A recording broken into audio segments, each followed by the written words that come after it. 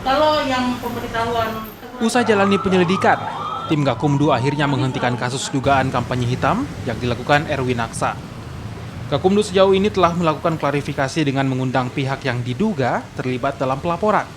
Namun hasil dari pemeriksaan kasus ini tidak memiliki cukup bukti untuk bisa dilanjutkan ke tahap penyidikan. Ketua Tim Pemenangan Paslon Wali Kota dan Wakil Wali Kota Makassar, Munafri Arifudin dan Abdul Rahman Bando, dilaporkan atas dugaan kampanye hitam pada 15 Oktober lalu. Orang yang melaporkan salah satu tim pasangan calon itu tadi malam kita sudah melalui proses pembahasan kedua dan itu sudah diputuskan oleh Kemlu untuk dihentikan karena tidak memenuhi unsur pasal yang dinyatakan bagaimana dia terdakwa pasal 147 seperti itu perkembangan terakhir ya.